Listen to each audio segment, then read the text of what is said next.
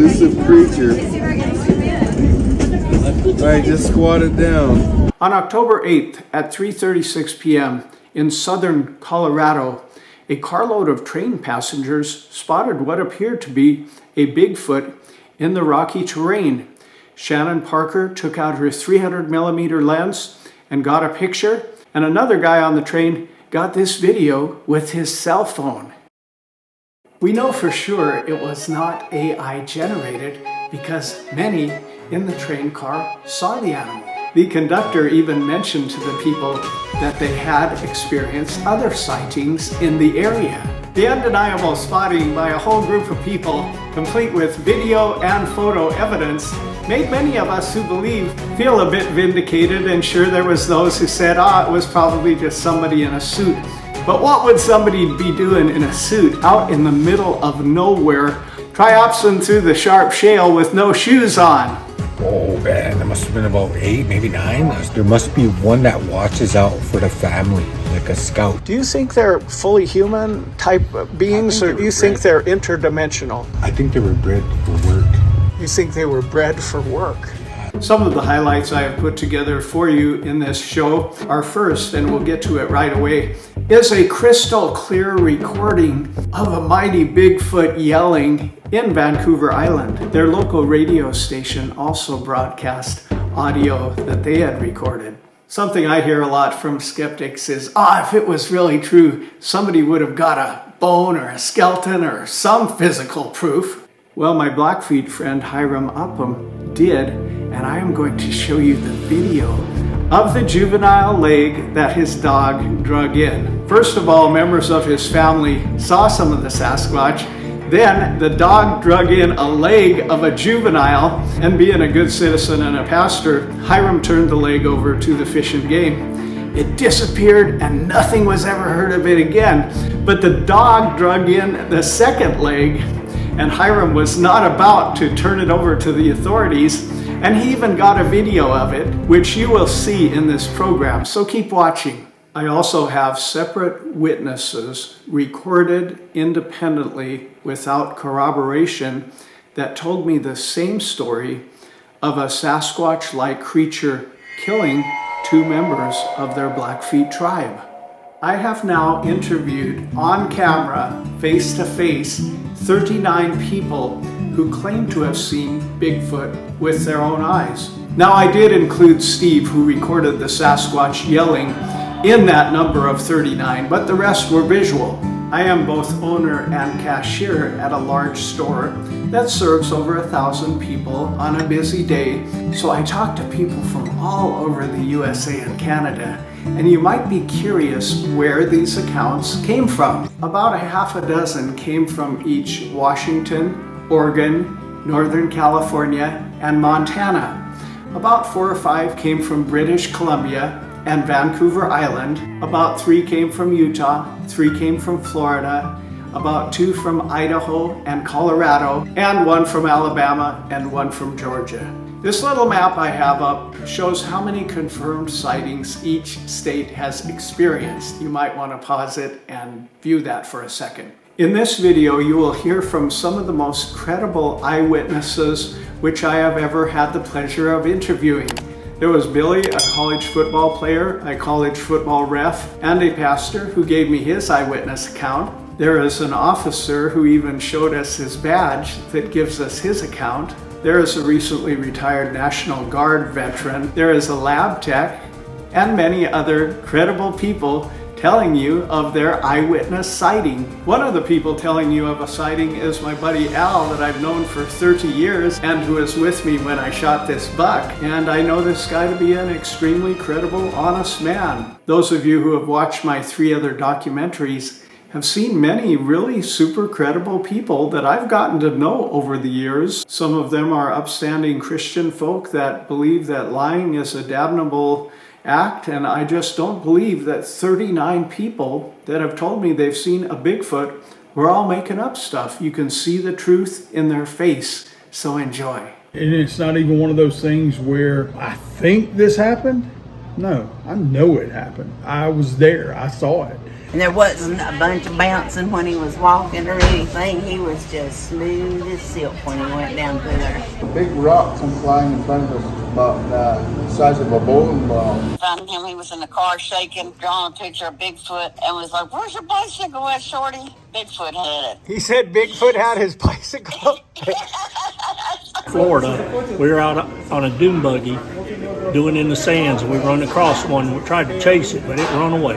And when that thing come down, the old man started screaming and yelling outside. He ran out, he jumped on his horse, that thing chased him. The Bigfoot chased him? It chased him. It was really tall. It was about 8 foot tall, and it had red eyes. But it walked through the burn scar, and there was a full moon right behind it. It was like, wow. I grabbed from my .357 Magnum and started to aim at it where it was in the woods, and she grabbed my arm and said, "No, don't do that." He was eating from the top of the apple tree. Was he taller than the apple tree? Yep. Please like the video and comment, as it will help it on the YouTube algorithm. Welcome to the Incredible Bigfoot 4. You might remember in Incredible Bigfoot 2 that I had a Huey helicopter pilot that does the logging that saw a Sasquatch go across a clear cut for 400 to 500 yards. And now this guy has these insanely realistic sounds of the Sasquatch on Vancouver Island. Hi, my name is Steve. I'm from Vancouver Island, Canada, just off the coast of Vancouver, British Columbia, and encountered these strange noises about 3 times. I'm sure they'll be uploaded to the YouTube channel, but it was probably one of the most hair-lifting experiences I've ever had. Like, I got goosebumps right now just talking about it. Oh man, dude, I heard them, and it's so realistic. It's coming from a cavernous animal that is just the way that people have described them sounding, but I've never actually heard that realistic recording. No, and I didn't know what it was. I've hunted all throughout the island, all throughout British Columbia. I've heard wolves, I've heard coyote, I've heard everything. Nothing like this. Goosebumps are happening right now as we speak, so it's pretty incredible. Thank you so much for sharing these amazingly realistic recordings with us. Fasten your seatbelt, everybody, because here it is.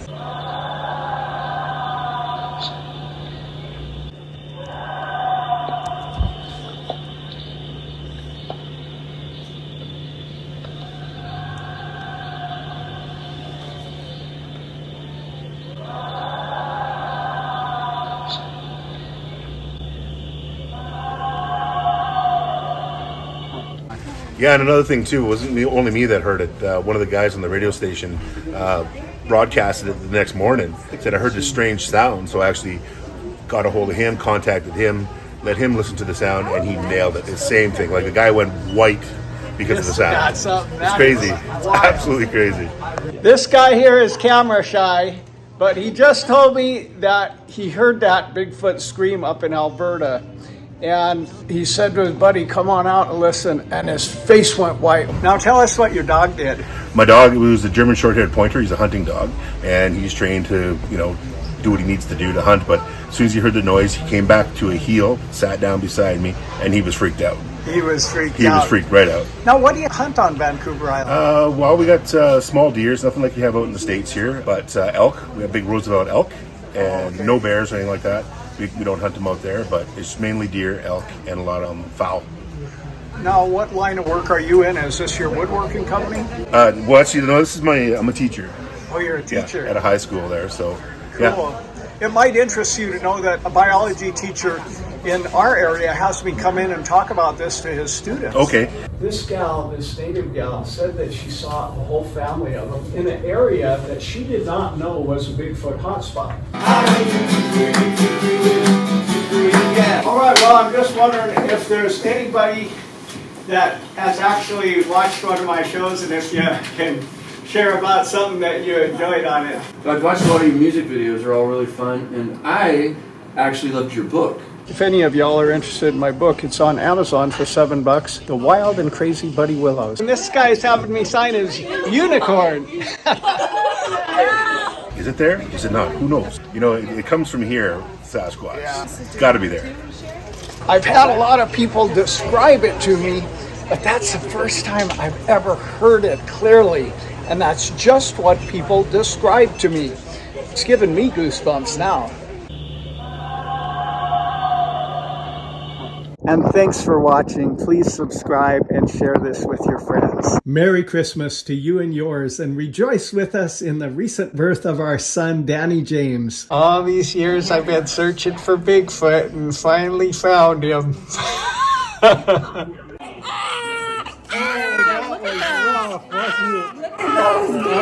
at those big feet. Wow. We went on this hunting trip a few weeks ago. We are hunting with my Native American friend who's like a brother, Al Moran. First deer sightings.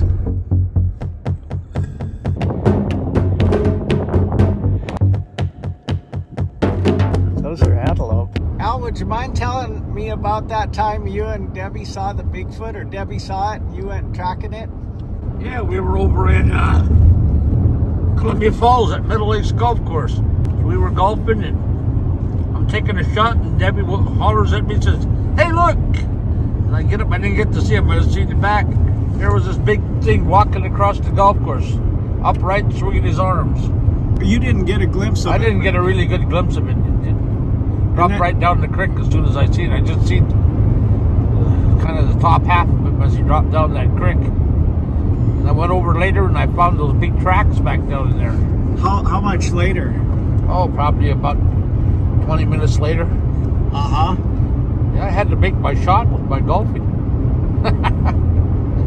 And about how long were the tracks? Oh, they were probably 18 inches or a little bit more. They were pretty good size. Wow, that's really good size. Did Debbie say how tall it was? No, she didn't say how tall it was. She was still kind of amazed at what she seen. Yeah. Last time you told me it, you said that there was still a little mud rising from the track. Yeah. The freshness of it. Yeah, it was pretty fresh. Wow. How close from the lodge, the Meadow Lake Lodge there? Oh, it was back on one of the back courses. Oh, yeah. Yeah. Back stretch. There was not all that stuff back there. Not much of a lodge there. Yeah. Back in those days, it was only a 9-hole course. Oh, okay. You know, Al, that's when I first started taking this seriously, is when you told me you saw that, because I kind of thought it was a hoax. In all my hunting and hiking, I'd never seen one or never seen a track, so I wasn't much of a believer, but I knew that you wouldn't make something up. Al grew up hunting to survive on the reservation, killing deer at any time of year, and he's a real professional at getting in these places, and we appreciate him taking us.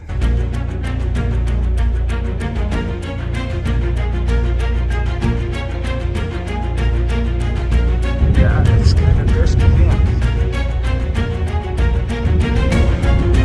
Well, it's sure a good thing I got this rab lifted 4 inches, or we'd never be making it through here.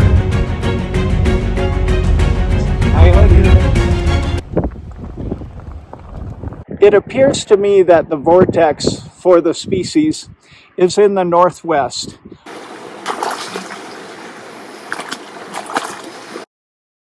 But this show, it just happened to work out that there was a lot of stories from the Southland. So this is Billy from Eastern Alabama, and he had some incidents that he'd like to tell us about as well. Okay.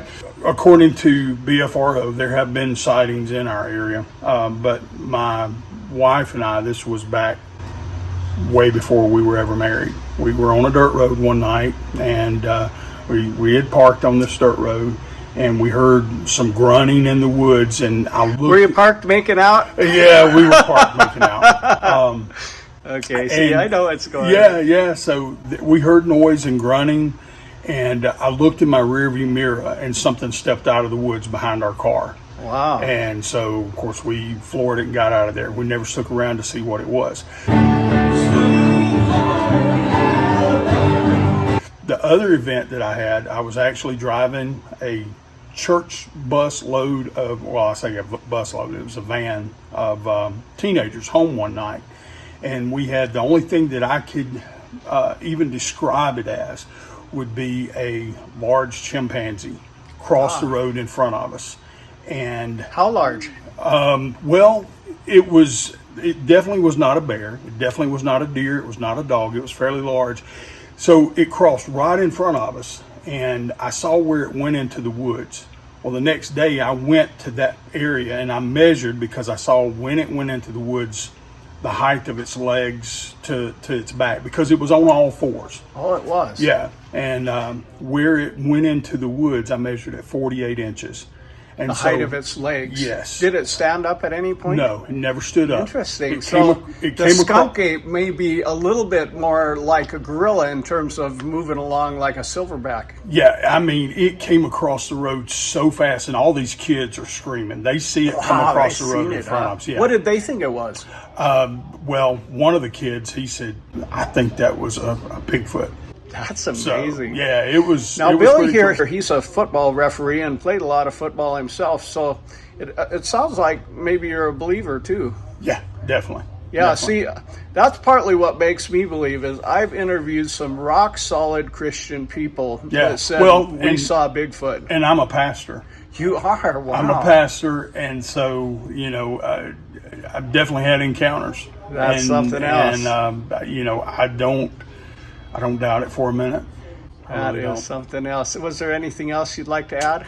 No, those are the main sightings I've had. I've heard tree knocks in our that same area where it crossed the road in front of us. In that same area, we've heard tree knocks. Now, what is a tree knock like? I've heard of that. Well, it was basically like somebody taking a stick or almost like a ball bat and smacking a tree.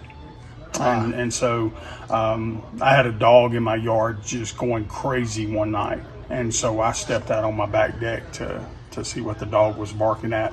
And he was facing the woods. And while I stood out there on the deck, I heard the smack against the tree. And I thought, okay, I think I might know what that is. So, interesting. Yeah. Now, we did a recon of a Blackfeet lady that said she saw a whole family of them in the Kiowa Camp region. And we found a very curious lodgepole tree broken off at about 7.5 feet. That's either a moose or like a huge humanoid. It wasn't wind. There was no marks like a moose or an elk.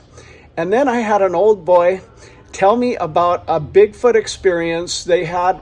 He was the guy that hired guys to do roads over in Oregon. And in a very remote region, the guy he'd hired was up there starting to survey the road. And a Bigfoot came out of the forest, reached into his service van, and grabbed a bag of oranges and stood right there and ate all of them without peeling them.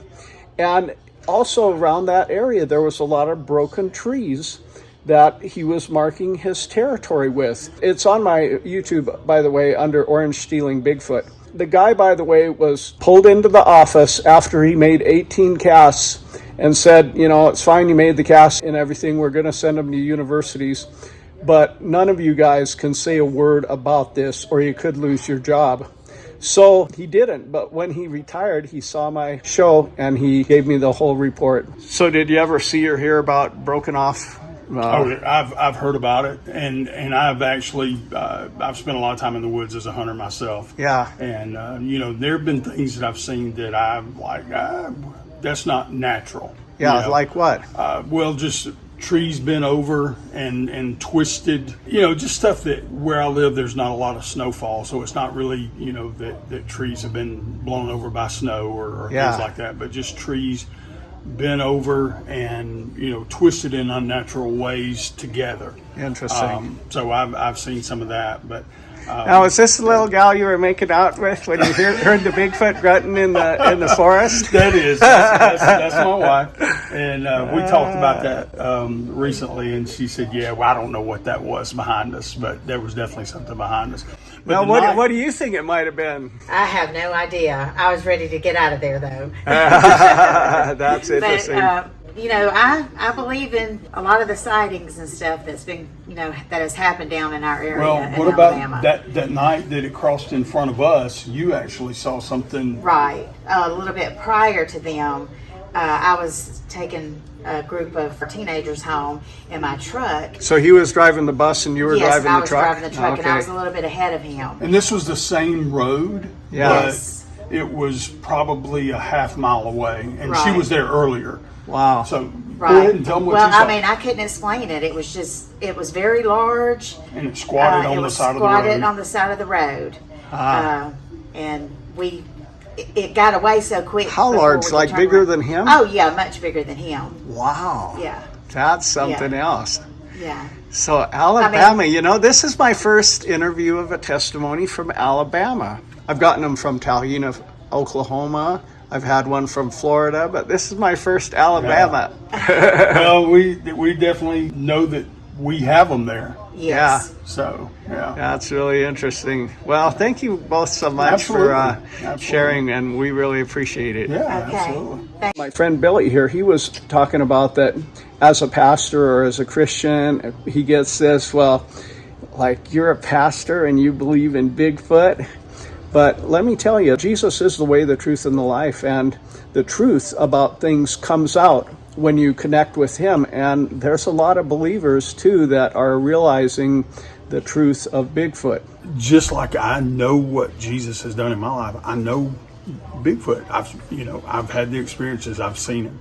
And you were about to tell me about that rock throwing incident. So the rock throwing incident, our neighborhood, basically it was like a road making a square back into the woods, and there were probably at the time maybe 20 houses around this neighborhood. There were at least a dozen of us in that neighborhood. Kids out playing? Kids, adults even, had experienced the rock throwing events. Yeah. And it was just always crazy. The first time we experienced it, a friend and I were just kind of up in the woods behind the house. I'll be right with you. And we had rocks coming from a couple of different directions. We could move and the rocks would follow us. Yeah. They'd never hit us, but it was always just like, okay, who's throwing these rocks? And we never found the source of those rocks. In the 29 now interviews of Bigfoot testimonies that I've done, there have been probably 5 that mentioned the rock throwing, and nobody was ever injured, but it was like, hey, get out of my territory. You know, and I don't know that it was a get out of my territory as much as it was. How can I help you today? I was gonna get a special. It was more just like, I'm messing with you. I'm just messing with you. And what's your first name? My name's Jeff. Jeff. All right, so just as Billy's finishing up his story, Jeff walks in and he's had a story as well. I've never had a situation like this where I've had 2 people that had a story within a 20-minute period of time, but Jeff's going to tell you about his incident. So this was about spring of 1980 when I was 12 and my buddy Andy, we were 6th grade, almost going into 7th. So we were in the Boy Scouts. We were like the tenderfeet. So our Boy Scout troop, and there was about 8 of us with a scoutmaster. And I'm from Auburn, Washington. So we went up with that troop that was centered around, I forgot the name of the troop. But it was mostly guys from Auburn and then Kent. So we went up for a weekend about this time of year, about the end of April. So we went up past Highway 410 out of Enumclaw, going east, past Greenwater Campground. And I'm familiar with my family. I've always camped there since I was a little tiny kid. So we went up to Huckleberry Creek. And we set up Camp 1 Huckleberry Creek. Ooh, I like that name. Yeah. And Andy and I are the 2 youngest guys, so the other guys who are kind of older to mess with, they're 14, 15, 16-year-olds. And, make us do all the work. And we go, let's get away from these guys. So I have my dog with me, too. About this time, so we hiked up up this hillside, and there was a clear cut. And then we sat on a stump, and we looked down at those guys along the river. And we had our soda pops with us in our Boy Scout knapsacks. And it's kind of like looking, and he's here, my dog's in there with us. So we looked up this clear cut.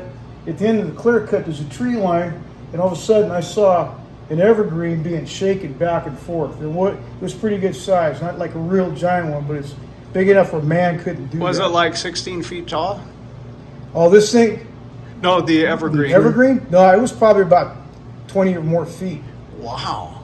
And it looked like it might have been about that big around. But it was being gosh. shaken, and I heard a noise to me, and I think I've been to the zoo at that point in my life, so I knew what a gorilla sounded like an ape. Yeah. And it sounded like it. We saw it shaking, and we just got the hell out. We screamed, we just ran down over the deadfall, you know, like crazy, falling down, back to the camp. And I told my scoutmaster, I go, I think we saw a Bigfoot. He goes, no, you guys probably saw a bear. I go, no, it wasn't that. Definitely not a bear. Yeah, and nobody believed us, and the older guys were laughing at us and stuff like that. Yeah. And I swear to God, and my buddy Andy, who lives out, retired cop out in Auburn, Washington. You guys probably talk about it to this day if you see each Yeah. other, huh? Yeah. Because people that have an experience, they don't ever forget it. Right. No, there's never forget. definitely no forgetting. And, you know, and other people that always look at you skeptical and don't believe you. But from what I found is those who have had experiences and have seen them, they know. Yeah. And that's all you can say is, yeah, I know, I believe, absolutely. And it's not even one of those things where, you know, I think this happened. No, I know it happened. I was there. I saw it. And there are things about it I don't fully understand, but are they real? You can't convince me they're not. Now, you look like you're a veteran.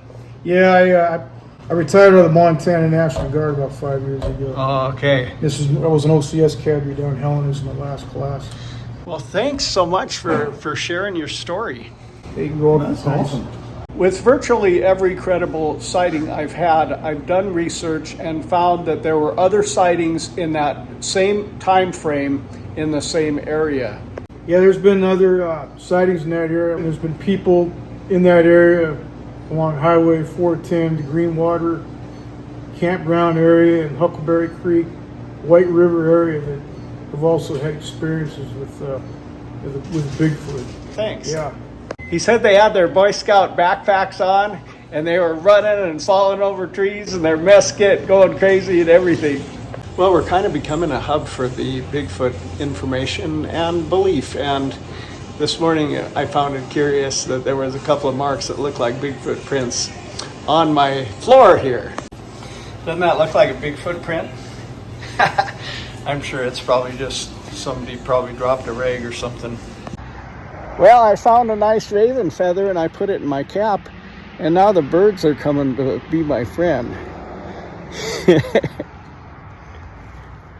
everybody, I'm here with Clayton, and at one time I was traveling around doing baseball, and I traveled to Pitcher Creek, and our team actually, I think we won that tournament, either won or second place, and there was a great big guy from Lethbridge that was about 6'1" in 12-year-old All-Stars. And we had to beat those guys.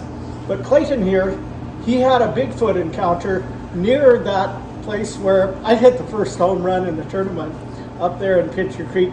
And so Clayton's going to tell us about it here. Yeah, we were at a middle school camp, and we had been, it was nighttime, and there was a fairly big meadow, and it's in the middle of nowhere, a place called Beaver Mines.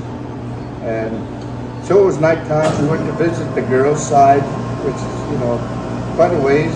And we had the teachers camped in the middle. They had a bonfire going.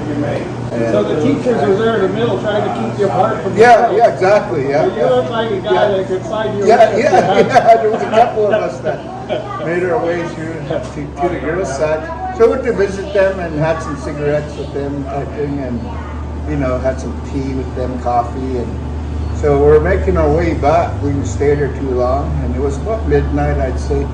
So coming back along the meadow, there's a meadow, and so we're walking, having our flashlights at our feet, and then out of the blue, a big rock comes flying in front of us, about the size of a bowling ball. Wow. You know, and so we flashed our light, it rolled right in front of me and my friend.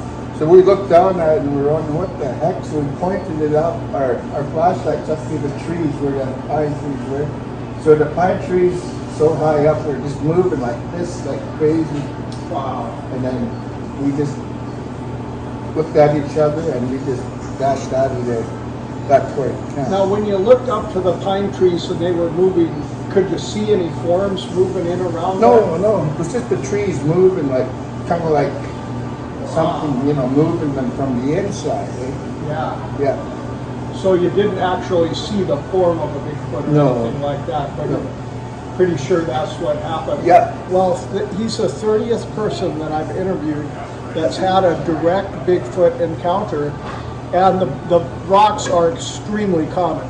That's what they do to scare people off and to mark their territory. They do that, and they also break off little trees at about 7 or 8 feet. They break them off, and that's another sign that, hey, this is my territory. Right. It's kind of like a dog peeing on a fire hydrant. You better stay out. And, right. So there was just that one big rock. Yeah. So we didn't really tell our instructors about it till the next day. And then he said that there had been sightings in that area previous. Yeah. And it's Beaver Mines? Beaver Mines. There's the old mines around there. Yeah. And it's along a glacier, glacier water, river type thing. Yeah. And it's by Tabletop Mountain. Okay. Yeah, it's called. So what in your mind, other than the bowling ball sized rock, makes you think that to this day that it was a Bigfoot? Well, there's no other explanation because there was no other campers in the area. Yeah. And for the Native Americans, us being Native on the other side in Canada, blood on the other side of the border in Canada, Alberta, there's belief in Bigfoot, and there's actually people that have seen them, the older people. Yeah.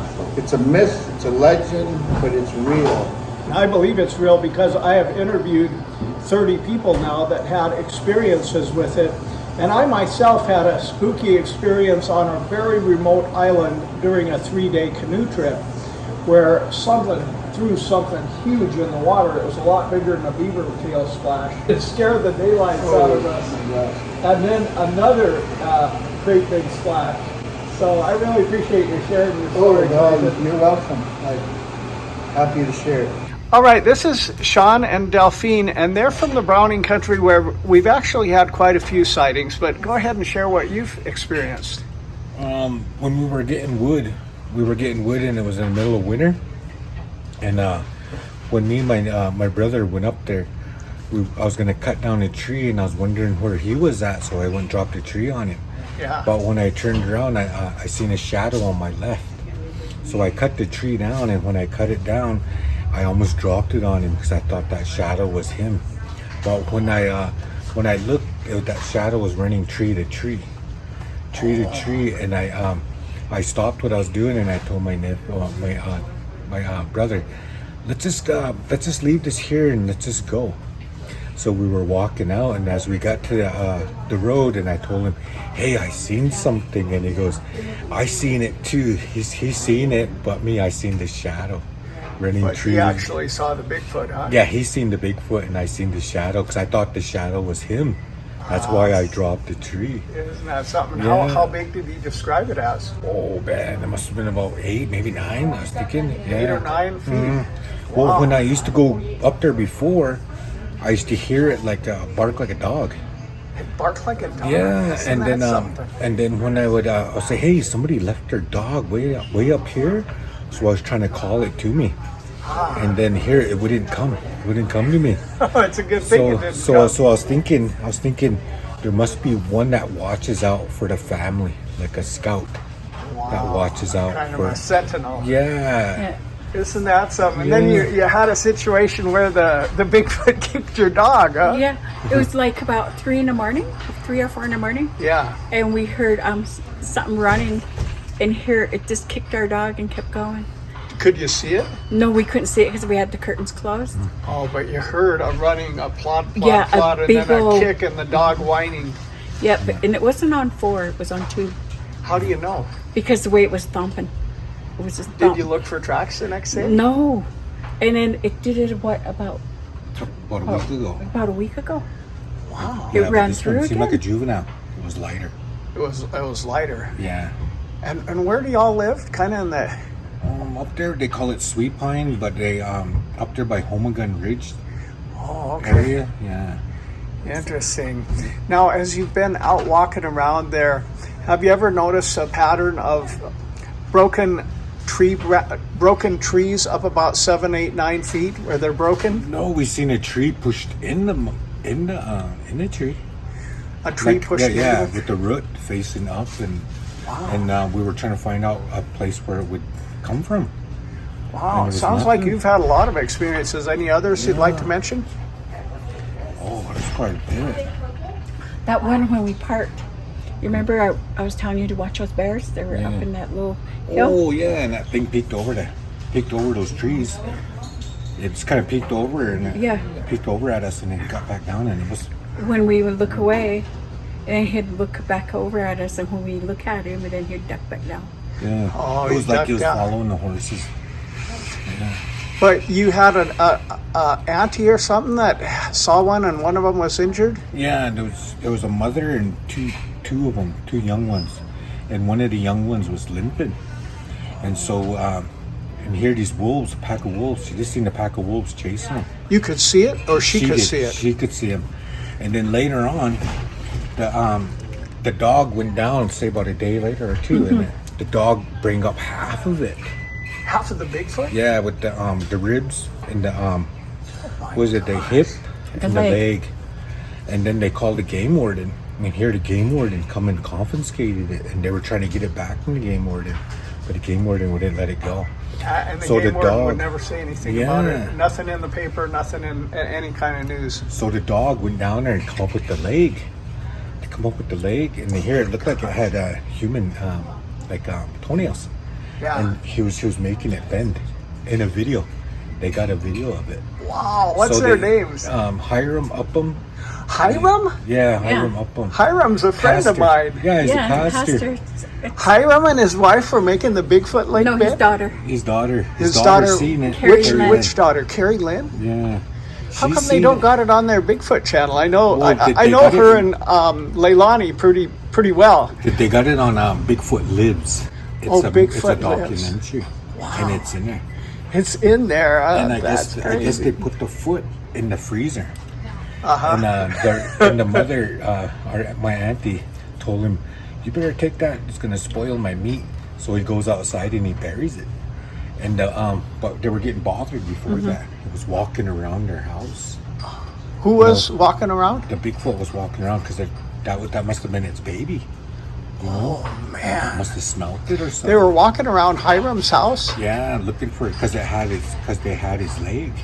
Wow! So when they buried it, it came back and it dug it up and it took its. Well, I know Hiram pretty well. In fact, I've spoken and sang in his church one time, and he's a very well-respected Native American pastor over there. And I had an amazing story where there was this guy that came to my window back when I had a little shop back here, and I said, "Oh, hi, what's your name?" And he said, "Oh, I'm Daniel," and we shook hands. And he said, "I got like a shock from you when I shook your hand. What was it?" And I said, "I don't know, try it again." So I shook his hand, and he starts speaking in a heavenly language. And he starts crying, and he dropped his ice cream cone. And he looking up at me, "What did you do to me? What did you do to me?" And he was a police officer in Browning named Daniel, who he'd had a big fight with his wife, and he'd left his family. And after the Lord touched him, I called Hiram and I said, "Hiram, you need to minister to this guy. He's had a falling out with his wife, but God touched him at my business." And anyway, Hiram ministered to him, and he went back to his wife. This here is the guy that God zapped him when we shook hands. He dropped his ice cream cone, and God ended up reconciling him to his wife, partly through Pastor Hiram Upham. Now, Pastor Hiram Upham, that is just a real pillar of the Blackfeet Native Christian community. So the Blackfoot gentleman you just heard from mentioned that a juvenile's leg was actually taken into the custody by Pastor Hiram Upham here. And now he comes by my store, and sure enough, the story is true. So tell about your wife seeing the juveniles and the story of the leg. Okay. Well, I was in town for some reason or other. I forgot. I wasn't out to our place, and it's about 14 miles west of Browning on the Star School Road, right where it meets the 89 highway. And anyway, it was right broad daylight, and our big window faces over across the creek over to that area. And my daughter told her mother, "Look, Isaiah, it's a Bigfoot walking over there." And it was a full-grown Bigfoot. It probably was a female. And by the time my wife got up to look out the window over there in that direction, it had already walked behind the brush trees. But just before that happened, there was some cows over there. And when this thing began to come out of the brush, the cows all took off running. And some of them were just running against the fence, trying to get away, from this, And they ran the other way, those cows. But it didn't chase them, it was just walking. But when my wife got up to look out, she saw two small ones, maybe about 3-4 feet high. And they were running behind, must have been their mother. And so anyway, that was the encounter they had. And then about maybe 3 weeks later, we had a dog that ran down by the river, and actually she brought up one of the legs, and it was more part of the leg than the one she brought up later that we got. The hip and everything. Yeah. But then we were in Great Falls when this happened, when that dog brought this leg up, and so our daughter called us and she says what that dog did. So anyway, my wife said, well, don't let anybody know about it. Just keep it hidden, But she went ahead being scared, She called the game warden. Well, they came up and they got that leg. Was it real hairy and everything? Yeah, just that first leg. They got that and they took it, but we never heard any more on that, Yeah. And then a few days later, the dog brought the other one. Wow. And that's the one that we have in the video. And you can see it in the video that it's not an animal leg, because the animal leg in the back part is different than a human leg. Yeah. But this one had the leg of a human. And But right real down- hairy like an animal leg. well, the skin was pretty much taken off of it. But you could see the foot, and it didn't have claws. It had nails like on your toe, Big old toes? Yeah, big old toes, but it had nails on it. Now, what would differentiate it from a human foot? Well, actually, the foot that was brought up by the dog was small, so it had to be maybe one of those small babies Yeah. that was got killed or something. But anyway, but the leg itself that our dog brought up, it was stinky. Yeah. And brought it up, and we took it, and then we videotaped the leg, and my daughter's husband was moving it around, showing that it had the same structure of a human, Yeah. not an animal, and with the feet and the toenails and stuff. And why is it that you're sure that it's not a human if it looked kind of like a human?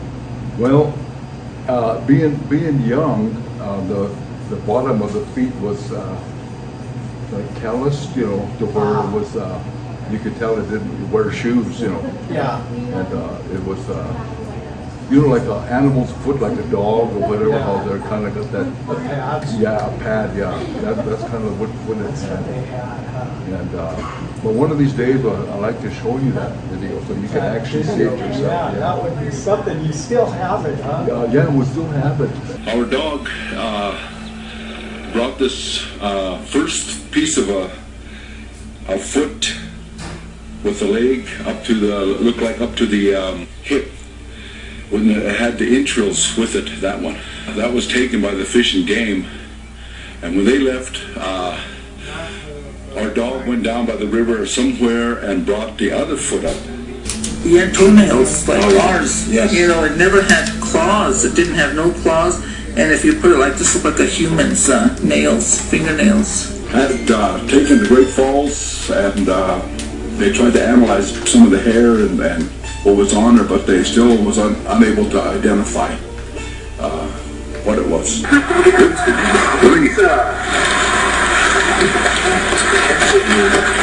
The neighbor. Get out of the road. What video is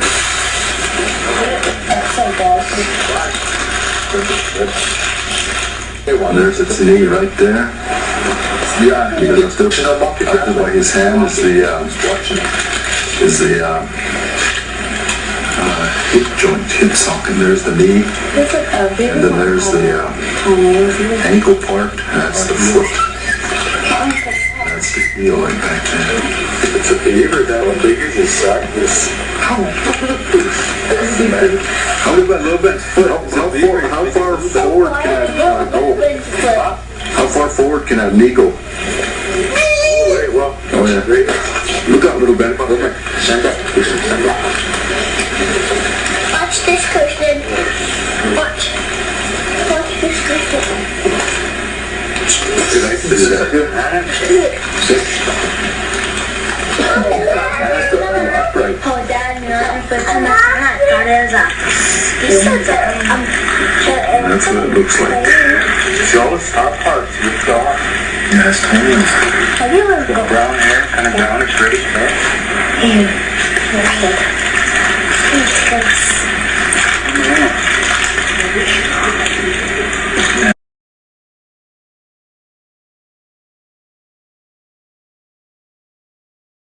Her husband moving it around, you know, but it was really steep. And what we done is we took it, we wrapped it up, we stuck it in our deep freeze, just to kind of keep it for whatever. And then finally my wife said, you better take that out of the deep freeze and go burying it, because if that deep freeze goes out, boy, it's gonna stink up our house. You know? So I took it out, and I really wrapped it good as a lot of plastic. And I took it north of our house, maybe about 50 feet or so, and I dug a hole about that deep. I put it down there and I covered it up. So I don't know if animals got at it, you know, dug it out or whatever, because when we began to dig for it, I forgot exactly where I dug, so we were digging holes all over. We finally found a place where a lot of the plastic was coming out of the ground, so, but there was no leg, just the plastic, yeah. So whatever it was must have was able to get that, you know. Well, it's interesting that the first leg that did go to the Fish and Game, total secrecy, and that's what I've seen again and again. That when the government officials get involved with the Bigfoot situation, there's always total secrecy and a cover-up. Yeah. Interesting. So, how far was your home, for instance, from that old abandoned KOA there? This might be Bigfoot Central right here. There's a spiral staircase. Oh, across the river, you mean? Like where the Kentucky Fried Chicken used to be, and that KOA. Oh, that's where you turn to go up to Looking Glass. I'd say maybe about 4 miles from our house. You know. Only about 4 miles. Yeah, see the old highway, you know, from Browning 89 comes up and it turns, and there's KOA. Okay. And then it keeps it going, then it goes up on a hill. Then it comes down into Cutbank Creek. Okay, we lived on Cutbank Creek. Cutbank Creek. Because in Incredible Bigfoot 2, I interviewed a native gal, and she said she saw a mom and a dad and a juvenile go up onto that mountain, kind of just behind that KOA, up there, up the ridge. And she saw them clearly, the whole family. And what you're saying is there was a mom probably and 2 juveniles in that case. Yeah. So it's definitely a Bigfoot habitation around that area. It was just 4 miles away from that other incident that I videoed. This is Linda, and she had a sighting of a Bigfoot in an area, she didn't even know it, but there's been a fairly well-known sighting in the Kiowa Camp region over around the reservation around Browning. And she didn't even know there was such a sighting, but she had a sighting there also. And that's what I'm finding. Wherever there's a real sighting, there'll be other real sightings to confirm that.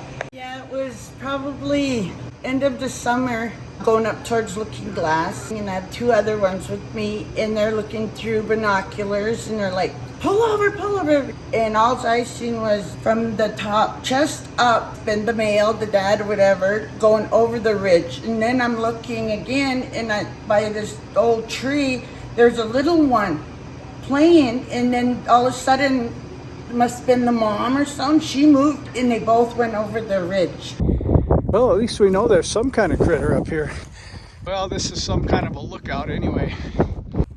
Could be cattle or horse. I gotta just come. There's some tracks down there we're gonna go check out. Certainly has the appearance of some kind of track.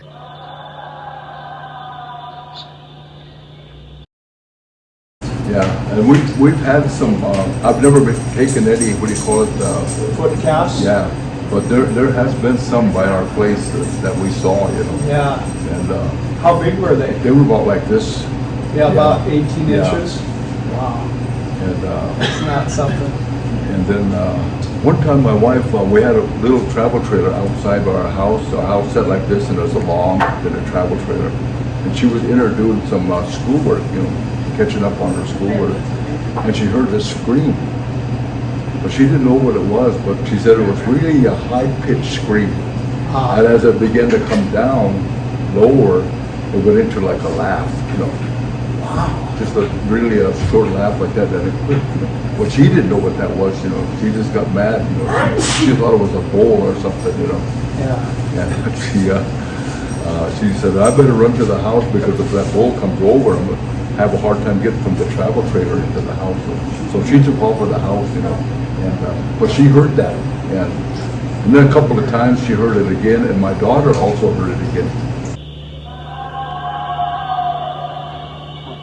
It's unearthly. It's not like any animal you've ever heard, and it's really something. Yeah. Well, thank you, Pastor Hyro. Okay, then. Sure, appreciate being able to say a few words on this. Yes. Hey, you ready?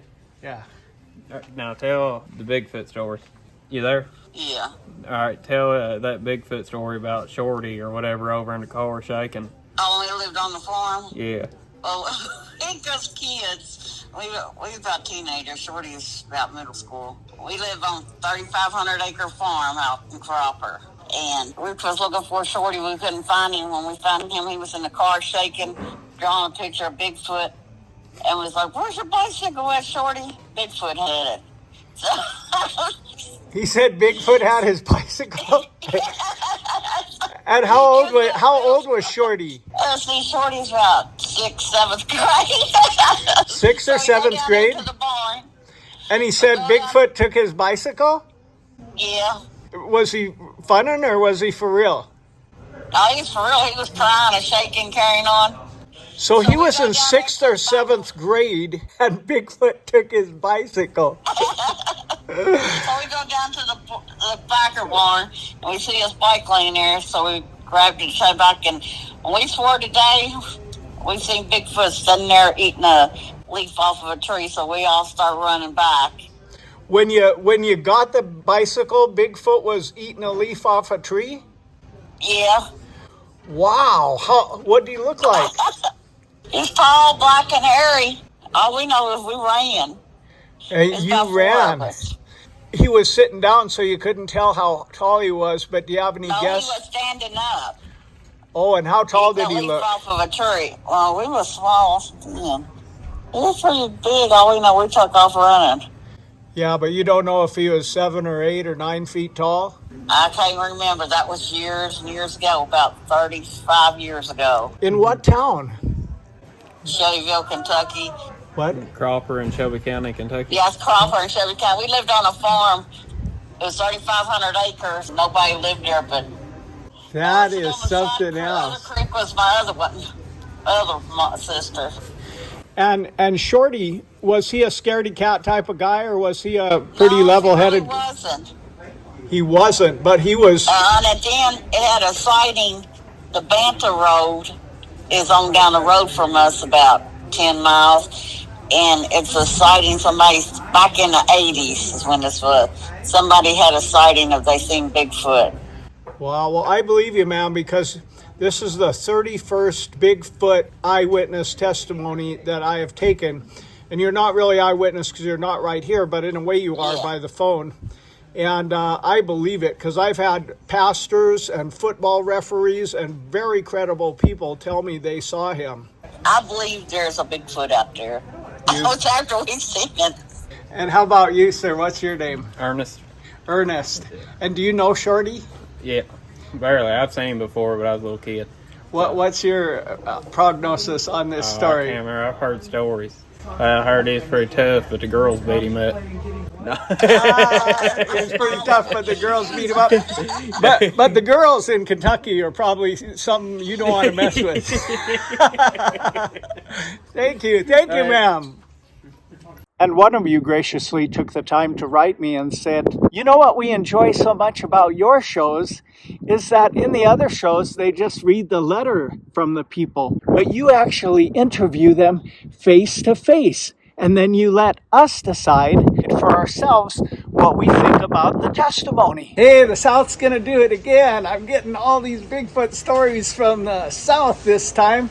And now we've got Sherry Kimsey from Hiawassee, Georgia, with a sighting. Do I just start telling my story? Yeah, you just start telling. Oh, okay. This was quite a while back, probably in the late 90s. My husband and I were out one night just driving along, and we were down a dirt road, and sometimes your headlights, when you're going through somewhere, your headlights are like your peripheral vision. And right. So we went by this house, and they had a nightlight there, and there was a field and only one tree, and standing right beside the tree was this Bigfoot.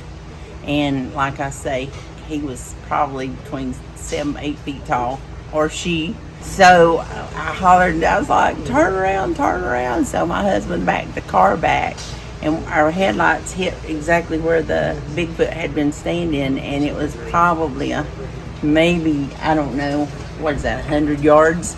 What I was talking about earlier, there was like 100 yards between the tree and the wood line. And when our headlights hit him, he just stopped right in the middle of right in the edge of the woods. And It was probably late October, early November. And his hair was long, and he kind of mangy looking. He didn't look real healthy. And the wind was blowing some, and his arms were hanging down, and you could see his hand blowing in the wind, kind of. Wow, his hand's blowing in the wind. And he was just kind of standing there really still. If we didn't know what we were looking for or looking at, he would have just blended in. It was incredible. So finally, I think he just gave up on us leaving, and he just kind of eased off down in the woods, off over the hill. And there wasn't a bunch of bouncing when he was walking or anything. He was just smooth as silk when he went down through there. Wow. Just amazing. Yeah. And a minute ago you were saying that he went somewhere in a real hurry. Yeah, that was from the tree where he was standing to the edge of the woods, which was probably about 100 yards. And he made it by the time we turned the truck around into the driveway next door and shined lights where he had been standing. So, I mean, it was just that fast. Really fast. Yeah. But you're not saying that it was 100 yards away. About how far was the animal away from where you were at? Well, when we first saw him, he was probably, I don't know, maybe 100 feet from us. Wow. Yeah. And, but yeah, he was. I bet you remember it vividly to this day. Yeah, everything that happened, it was just pretty exciting. We were yelling at each other. Did you see that? Did you see that? And about what color was it? He was kind of a reddish brown. Had a slight orange hue, just like this, like dark brown. Dark brown, but a little bit orangish. Just like this. Yeah, kind of a reddish. Yeah, I've often wondered if during the season changes, if they're like deer, if their fur might change a little bit during the season. I wonder if he was shedding, getting ready for his winter coat. It could have been, but yeah, it was kind of cool. And well, a guy from Alabama told me there was one that was reddish in that area that had a face that looked like a yield sign. Oh, well, we weren't able to see his face. Because it was just, he was kind of standing away from the light was behind him here, and he was kind of looking at the tree. I don't know if he was fiddling with the tree or what was going on, but as soon as he noticed we turned around, he was gone. Isn't that something? Yeah, my husband saw he saw one come across the road in front of him when he was going to drive up our driveway, and there's a really steep bank right there. Yeah. And he said he took 3 steps and he was all the way to the top of the bank, and that it was probably as high as the roof is on this building. Wow. Yeah, and he came around the back, and it was behind his grandfather's old house, and he comes running in the house and gets me, and we come back out, and they were screaming. I think there was like 3 of them, and they 3 were Bigfoot or 3 people that saw Bigfoot. it? Yeah. 3 Bigfoot. Yeah. Wow. And there was one to the left. His mom lived just above us, and one above. There was no cabin road, and there was one there, and then there was one here. And originally we thought there was one, and it was running around, and I'm like, it's not making any noise. Yeah. And then we figured out later on, you talk about this stuff, just, oh my goodness, what happened? And so anyway, we decided there was more than one, and they were not happy about something. I don't know what it was, but you could tell they were unhappy. And Were they upset. similar in size, about 8 feet? I didn't see them. You could only hear them. Yeah. hear Now, them. my husband said that the one he saw go up the bank, which was one of them, he said he was probably at least 8 feet. At least At 8 least, feet. yeah. Was your husband scared, or? No. He's just excited. He's just excited, yeah. Yeah. So he's probably a hunter. He probably had a firearm in there. Now, how big of a place is Hiawassee?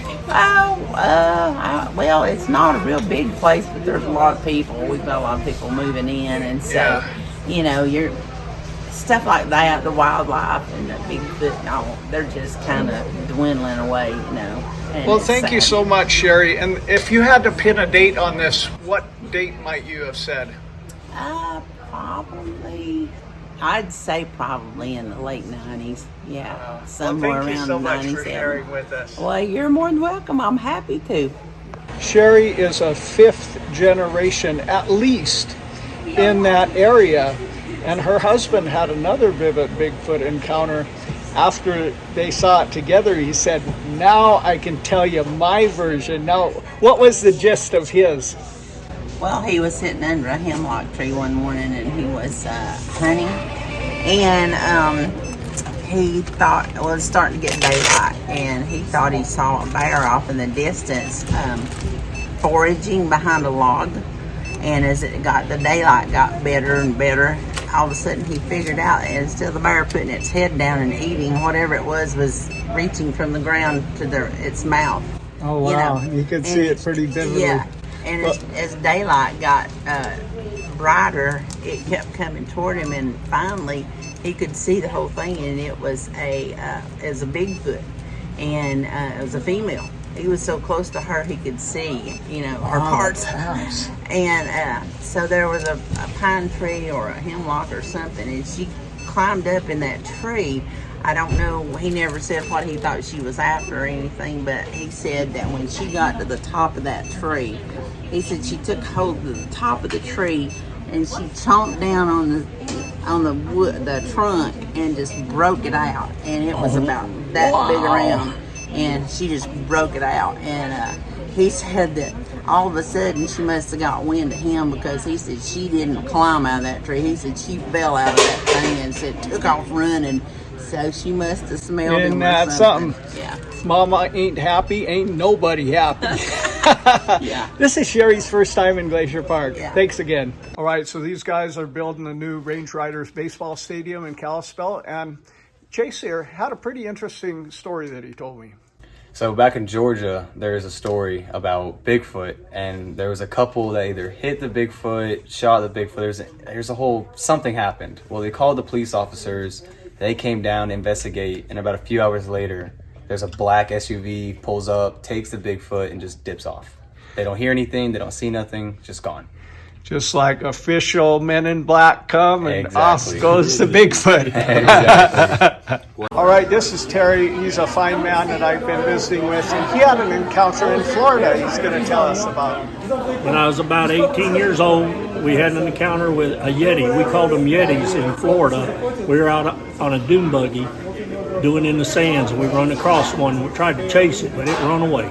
You tried to chase it with your dune buggy? Oh my gosh. And how big was it? It was tall. It was big. Like how tall? Well, I would say at least 7, 8 foot. 7, 8 foot. Was it walking on 2 feet or was it down like a chimpanzee? No, it was walking on 2 feet. Wow, what color? Kind of brownish. Kind of brownish. Blonde. Where were you at? In Cocoa, Florida. Cocoa, Florida. Well, on this very show, Incredible Bigfoot Forum, there's another eyewitness testimony from Florida. This is the show that's kind of featuring a lot of the southern, what they call skunking or the Bigfoot down there. Thank you, Terry. You're welcome. So, Terry, what happened when you tried to chase the animal? It took off. It took off? Yeah, it took off running, and then we... Were you on the beach kind of with the dunes? No, we were... Well, there's sand dunes in the woods even in Florida. Florida's all sand. Yeah. And we came out, and when we seen it, we chased it with the dune buggy, and then we finally did turn around, and it went into the woods where the trees were. And we couldn't. Too thick for you. It smelled. It had a weird smell. It smelled. It had a weird smell. And was it fast? Yeah.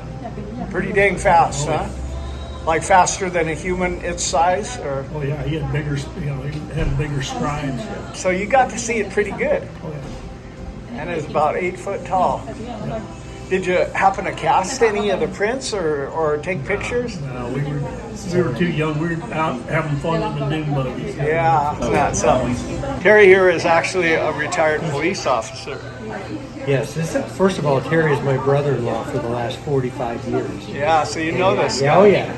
And he is a retired law enforcement in the state of Texas, both in the sheriff's department and in the prison system. See, he that's has one of the biggest hearts I've ever met of any guy. Well, he's taking all these young ladies out for dinner. That's a big heart. Yeah, so that's what I'm talking about, folks. The people that are giving these testimonies, by and large, are some really rock-solid Christian people. That guy was an officer for many years. It's not just fly-by-night people. It's solid Christian people I have come to know and love. Now the next guy that came up, he's from Carrollton, Texas, and so is Terry.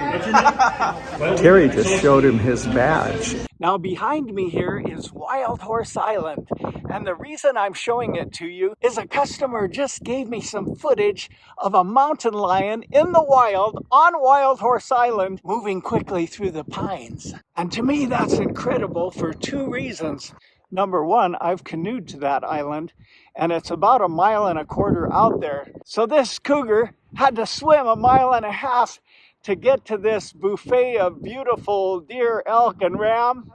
And 2, not many people have seen a real wild mountain lion or filmed one in the wild. They are extremely elusive. After over 4,000 miles of hiking, cross-country skiing, fishing, hunting here in Montana, I've only seen a cougar once, and it was just a fleeting glimpse.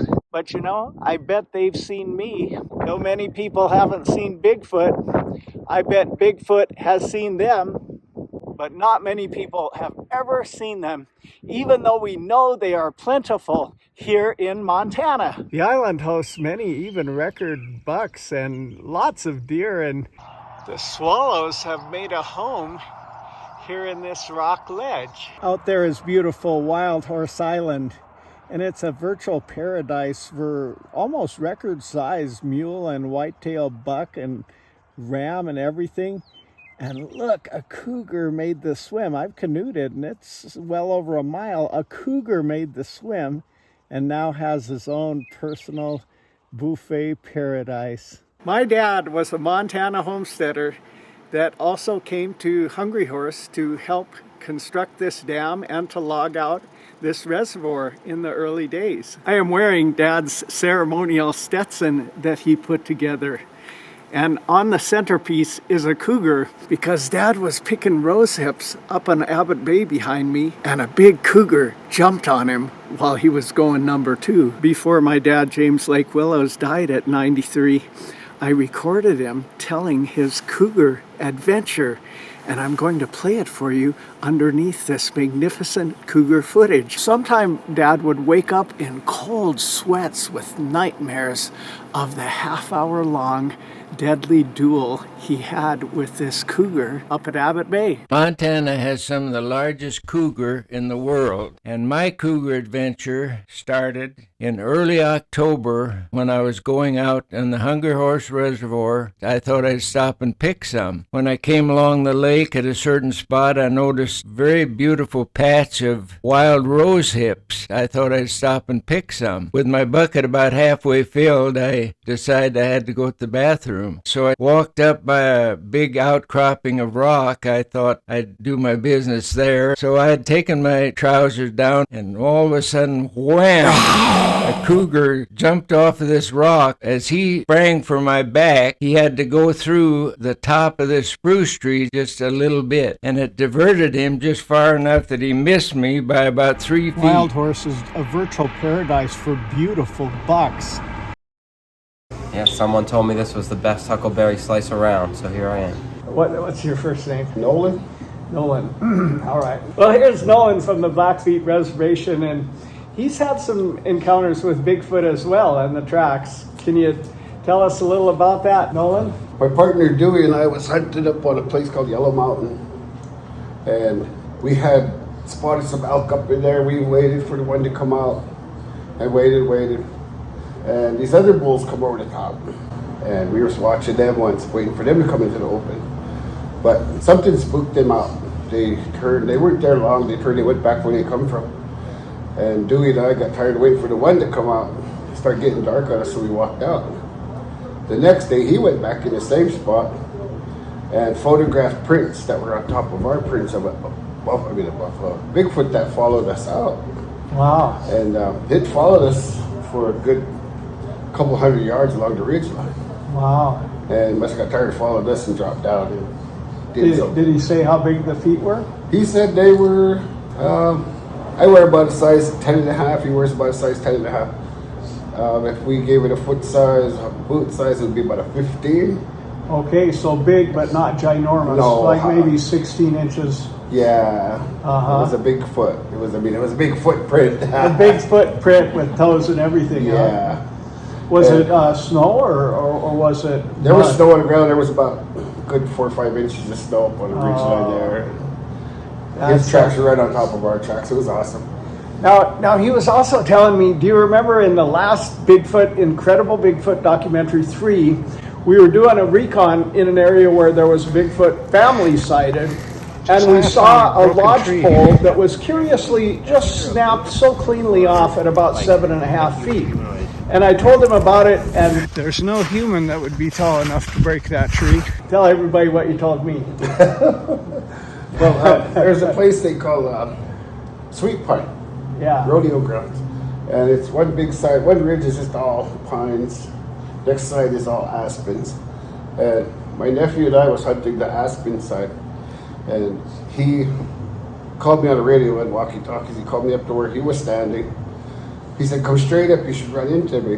And there's an old overgrown road in there. It must be a seismic road or something. Yeah.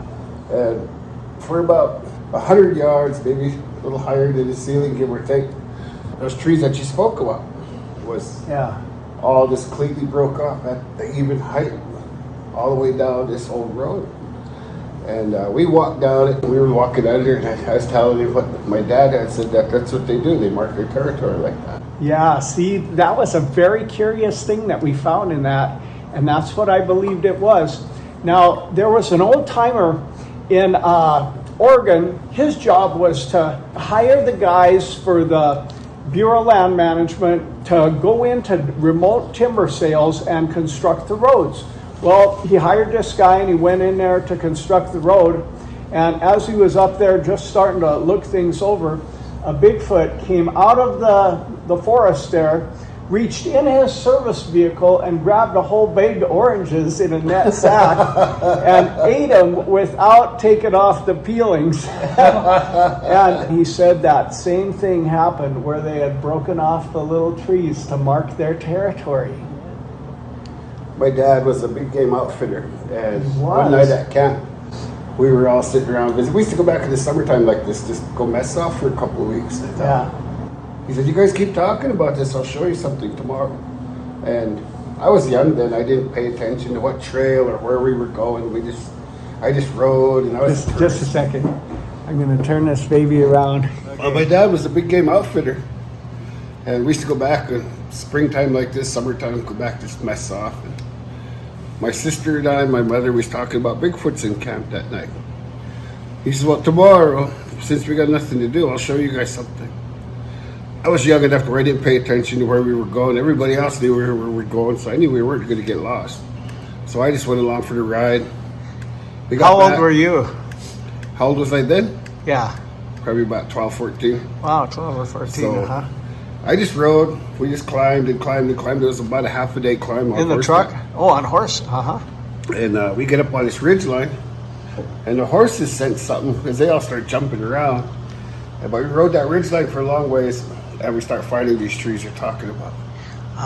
And they were broke off up high. They were like 9, 10 feet up, broke off. Wow. And they were big trees. They were pretty good sized diameter trees that were broke off. And they were just, every so often my dad was showing them, he says, another Bigfoot comes along, he can't reach that high. He better move along because there's somebody in there that's bigger than him. Yeah. So he was pretty convinced that it was Bigfoot that had done that? Oh, yeah. Yeah. So we all know it's windy on the res. What would distinguish it from a windbreak? Those trees are low enough to where wind would break them. Yeah. See, that's the same with this one. It was in a little area where there really was no wind, even on a howling, browning wind. Like these, they're all well protected. Yeah, somewhat. Yeah. So no wind is going to break the lower ones off. Wow. So it's pretty big trees, like bigger than your arm, huh? Yeah. Amazing. Yeah. Well, I just had a guy 4 days ago sit right at this table back here and said when he was a kid at Huckleberry Creek in Washington, him and his buddy was out just scouting around. They were Boy Scouts, and they saw a Bigfoot that was shaking a tree that was over 30 feet tall, and he was grunting and moving it back and forth. They said they got the heck out of there. Their muskets and everything were jingling, and they were running for their life. We were hauling wood for my friend Pat Armstrong. Myself, Pat Armstrong, and Rick Horn. And we drove in up near a place called 9 Mile. Yeah. We drove this road in, goes south off the highway as far as we could take it. Turned around up there, we start making our way out as we was loading. We found a good stand of pines. It was our last few logs we needed to top off our load. We were coming out of there with our last load, and way over north of us we heard something yell. Pat Armstrong right off, man, he yelled back at it, and he yelled right back. Rick said, what's that? I said, probably a Bigfoot. Rick said, no, that's not a Bigfoot, it's probably a coyote. I said, no, that's not a coyote. I said, do it again, Pat. So Pat did it again, and it answered. And as soon as it answered the third time, on that over south of us, the coyotes start barking. I told Rick, those are coyotes, that's not. Yeah. And I told Pat, I said, yell at it again, see if it answers. And Pat started yelling, but it wouldn't answer, so I told him, well, let's get our logs and get the heck out of here. So we loaded those last 3 logs, chained them down, drove out. And his son had lived up in Kiowa Camp. We passed him on the highway. Everett called his dad when he got home. He says, I could still see you guys in my rearview mirror. He said that Bigfoot come running up the side of the highway. Broad daylight. Wow. It come running up the side of the highway. It didn't have to jump the fence. It stepped over the fence, ran across the highway, stepped over it. Stepped over it. It had long enough legs. Yeah, stepped over that Did he fence. say how big it was? He said it was huge. And it ran up the direction we had this come from. Wow, around Kiowa Camp. See, that's where this family was sighted, and I reported it and did some recon in Incredible Bigfoot 3. Yeah. And that's where we saw the broken off lodgepole. Up in there is where I heard those ones that morning. Up in there, huh? Yeah, and his wife. Wow. So it's got to be an area where they frequent. Yes. And where that's at, you go further west, there's some big draws that come right out of the park, right out of the thickest, rockiest areas. Yeah. Onto the reservation site. So I believe they're funneling out of those areas into 9 Mile. Oh, okay, into 9 Mile. Interesting. Now, where we went, You know that old abandoned Kiowa Camp hotel that's got a swimming pool at it and everything? Yeah. Well, you turn right there. I think it's 89. 89. Yeah, and you go toward East Glacier, up that... Up Looking Glass Road? Yeah, up Looking Glass on a winding, and you get on up there. Yeah. And about 5 miles up there, we walked from there up to the very top, and there's an old fire lookout, abandoned foundation, where it looked like the tribe does some parking and necking in there. It had a sign on it, honk if you're horny. Oh, really? And it was in I that. didn't write that. You wrote that. Stop him for me, will you? Then we went back into the thickery from there. And that's where we saw what looked like Bigfoot tracks, but they were melted, so we couldn't tell for sure. But then we saw this, I'm not pooping you, we saw this ginormous grizzly track. And some people say, well, it just looked big because it was melted. But the proximity of the claws to each other, that don't change with melt. And they were like 8 inches wide. It was a giant bear, and my friend Leilani Upham and them, they saw the bear one time, and it was a giant blondish grizzly that was bigger than any bear they'd ever thought about. You seem like the real McCoy, man. You look like a guy that's really been around that territory and hunting, and your dad was an outfitter, and you've probably been in some of the prime Bigfoot country. Oh man, we had a lot of fun over the years, you know, just doing stuff like that with my dad. Sometimes it was just my dad and I going back in the mountains. Yeah. And we just go back ride. Did he tell you any story of a sighting or anything? He never really spoke about it. Yeah. My mother did. She told us a few stories. And they happened like probably, if I gave it a date, back in the 30s, 40s. Back in the 30s or 40s? Yeah. Can you remember one of them at all? There was one where this old family they'd go back in on horseback with the wagon, and they would cut the trees down and cut for days and days. Yeah. And that night they were hearing something yell around. I can't even remember what area she said they were in, but it was out south, kind of around near Hartbeer. Uh-huh. And they had a racehorse with them. That boy rode the racehorse. Oh, Dad and mother was in the For wagon. the Indian pony races and stuff? Yes. And they set up their teepee, set up their camp, got everything. They start cutting wood. And one night they could hear something yelling. And the old guy would go outside and he'd yell at it, we're over here, come down. And the old lady would say, no, don't be yelling at it, that's not a person. He'd say, yeah, it is. They're probably cold, they're probably hungry, you know, we need to do something. And she told her son, go get your horse. Have it saddled up and ready. So he went out, had his horse do the teepee. And when that thing come down, the old man started screaming and yelling outside. Yeah. And that old lady, she sliced the canvas of the teepee with her knife so the boy didn't have to go out the door where that was all happening. Uh-huh. He ran up, he jumped on his horse, that thing chased him. The Bigfoot chased him? It chased him. Wow. And it was close enough to where it was grabbing like hair out of his horse's tail. Jeez. It was like, it would grab onto him a little bit, but couldn't get quite the grip. Out by Mitten Lake in Hot I have no idea. Yeah. But it was out near Hartbeer somewhere. Wow. And it chased him for quite a ways. It turned around and went back. Yeah. He made it into Hartbeer. He got help. They got all saddled up. By then it was morning. The sun was coming up again. They rode into where that camp was at. That whatever it was inside that teepee. Oh my gosh, the Bigfoot got inside the teepee. And it dragged this old man's body inside, killed the mother. Killed the mother? They ended up just literally circling the teepee halfway around so they wouldn't shoot each other. And they just started shooting that teepee. Uh-huh. They killed whatever it was.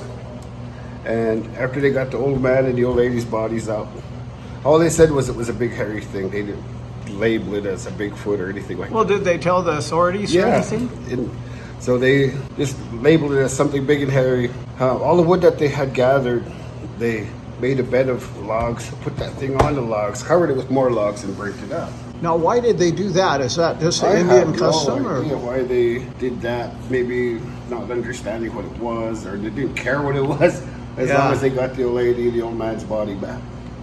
Wow, so the Bigfoot killed the old man and the old lady that were around and didn't run out. If I understand you correctly, the gal, maybe it was your mom or some gal, slit the teepee because they were in such a hurry to get out and they didn't want to go through the opening. The boy that rode away, his mother, cut the teepee so that he could escape through the hole she made. But the Bigfoot did kill the old guy and the old woman, and lady, it was still in the teepee. Yeah. That's insane. Was that like in the 1930s? This was back in either the 20s, 30s, because it was a story that was handed down to my mother by her old people. Oh, so we're hearing some real Blackfeet Bogoni storytelling here, and this is an amazing story. So your mother wasn't an eyewitness or anything. No. She just heard the story passed down. I had the son of a Native American outfitter tell me that in the Heart Butte region, a wood-getting party heard a noise up on the hill, and so they thought it was somebody lost, and they called it, and then somebody else said, no, don't call it, that's probably a Bigfoot. And anyway, the Bigfoot came into camp. It almost got this young lad on a racing pony like they race with in the Indian relay races. They kind of scattered, but the two old people were left behind. They came back. The two old people were killed, and some kind of a posse gathered from the Heart Butte area and came out there and killed the beast, actually killed it. And they said they cremated it. And now Sean says he's heard this story. Well, it happened way earlier than that. Happened in the 1800s. In the 1800s. Yeah. Now this guy told me he thought maybe 1920 or something. Yeah, around then, the Blackfeet used to camp over there, but this family didn't camp with them. They camped far away. Okay. And while they were out there far away, they said they heard something hollering Blackfeet help. It was hollering and talking in Blackfeet. Talking in Blackfeet. What is the word for help in Blackfeet? Probably Spumagit. Wow, he was hollering help in the Blackfeet language. And here they responded to him, but when it came to their camp, and it was walking around. Yeah. Walking around, and it wasn't human. So the grandmother said, if this thing comes in that door, I'm gonna cut that teepee open, and you get the fastest horse, and you run to the main camp, and you get help.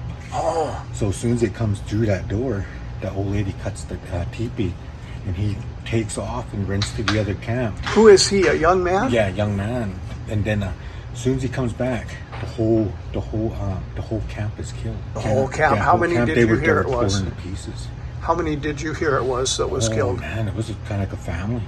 The family was killed. Yeah. Did you also hear then that the Blackfeet put a half circle around the teepee and killed the beast? No, I'm not. I didn't hear that part, but that's all I heard. And then this same one, my brother-in-law, they were out there hunting, and they heard the exact same thing.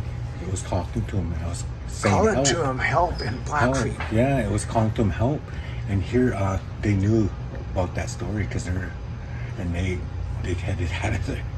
Well, that's so amazing, because even in the Bible, you'll get the different writers of the Gospels that give a slightly different view of the same instance, and you had a slightly different take on the same instance. But from your recollection, this was way early, like in the 1800s. Yeah.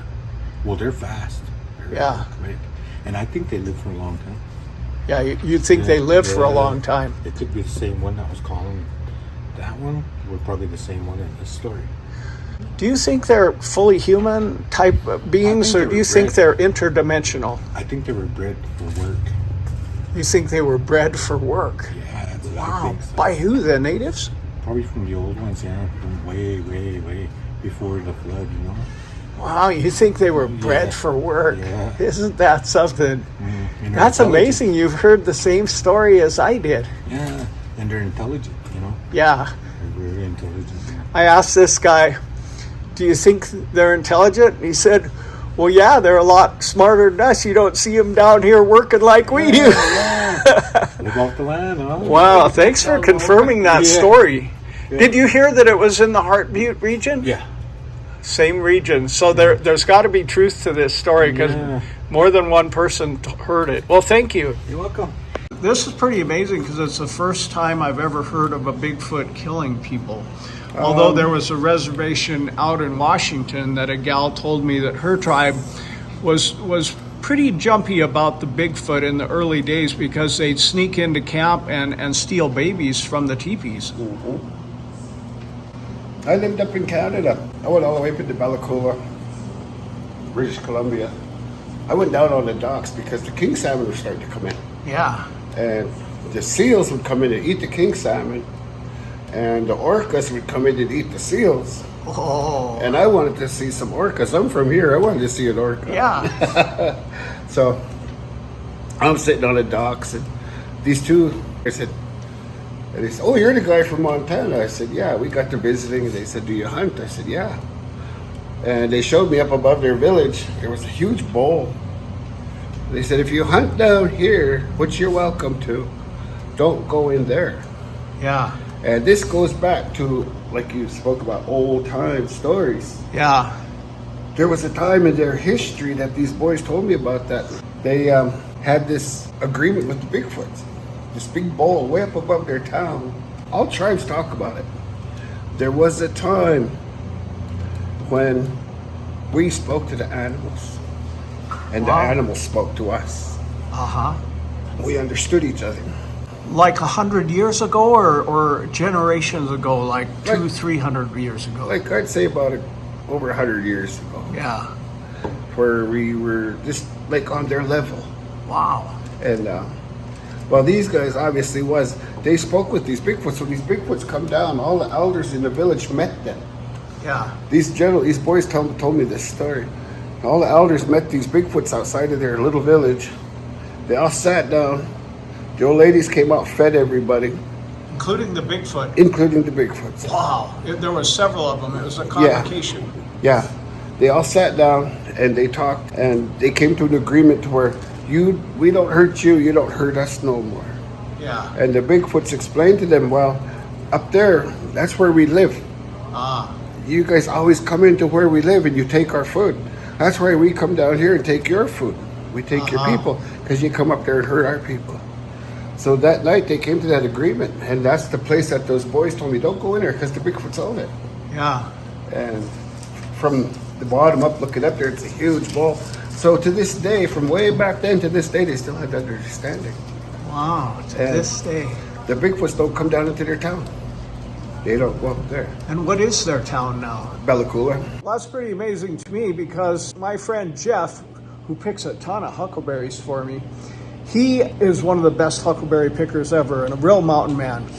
And he told him that George Shaw, which is one of the real revered huckleberry pickers, and some say he has native blood too, and I'm sure he probably does, told Jeff and his buddy, don't go in there into that certain area. And I know where it is. I'm curious, maybe checking it out a little sometime. Don't go in there. That's where the Sasquatch have their abodes, and there's some little kind of almost tent-looking structures, almost a little resemblance of a teepee, but there's nothing covering them. But Jeff thought, he was young and he's a strong, swarthy guy, and so him and his brothers went up there and picked. And he said 2 Bigfoot that were about 6'7" and wide, like maybe even 600 pounds and really wide, came out and started throwing rocks at him, and the rocks were maybe like 3 feet wide and this thick, and those rocks were coming chucking, and they saw him clear in the daylight, and they got out of there. They thought, man, this ain't nothing for us. Well, Nolan and Andrea, we really, really appreciate these stories, and it just adds to the collective database that people know and need to know about the Bigfoot. And obviously you have some heritage that has a lot more knowledge than us white guys do, so thank you very much. So Nolan, in your mind, what do you think they are? Do you think they're part humanoid? Do they have the intelligence of a humanoid creature? It's their own race, or what's your theory? I believe they're their own race. Yeah. And they're obviously smarter than us. Yeah. Because You don't see them down here working jobs. There we go, buddy. I love it. Speaking of smart, these Blackfeet must be pretty smart because all of them are driving about $60,000 pickups. After Nolan told me in April of 2023 I couldn't really do a recon, but at least I wanted to take my sons fishing to the area. That's a big fish. Nice. It's a pretty good size one though. It might be the biggest, I don't know.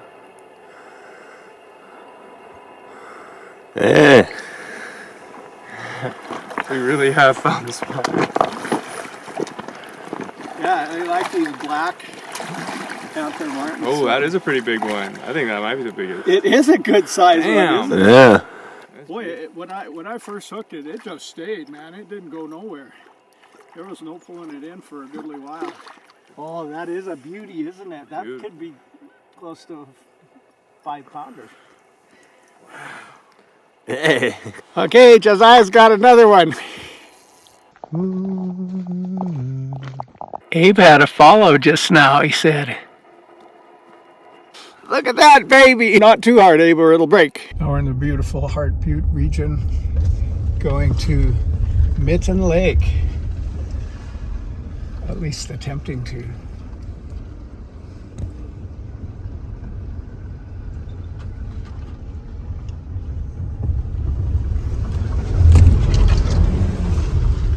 Well, Rav did good there.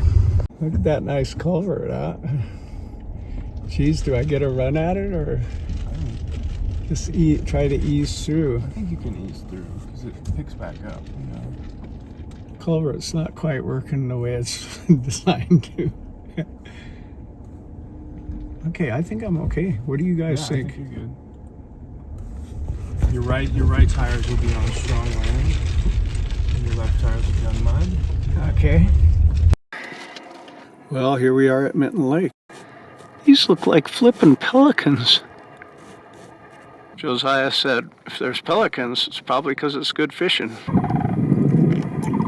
This here area is known as the Heart Butte area. And this is also the area that Nolan described the amazing Bigfoot attack as having happened in. This astonishing photograph was taken near Montana's Granite Peak in 1829 by French photographer Joseph Nikifor Niepce. The photo has been authenticated by the Professional Grading Services. The small settlement of Granite Peak was reported to have communed very well with the Bigfoot in this picture. His actual name was Sasquatch. The local community made up a rumor that Bigfoot was a mad beast to keep new settlers away from their extremely valuable gold mine. The very term named Sasquatch that is often used today originated from the families of Granite Peak. Sasquatch stood at an astounding height of 13 feet 9 inches, according to records kept by the Kalispel family. He was considered a true gentle giant. The last generations of the Kalispels recently came forward with all the written records and family diaries on their relationship with the Sasquatch. The movie in production does not yet have a release date. This article appeared in Campbell's Believe It or Not. Well, here's Dave, and he saw a Bigfoot while he was inner tubing down the Willamette River. Yep. I was inner tubing with some friends down the Willamette River, and it was at sunset. And about when it got kind of dark, we were coming up towards the shore, and there was it was really tall. It was about 8 foot tall, and it had red eyes.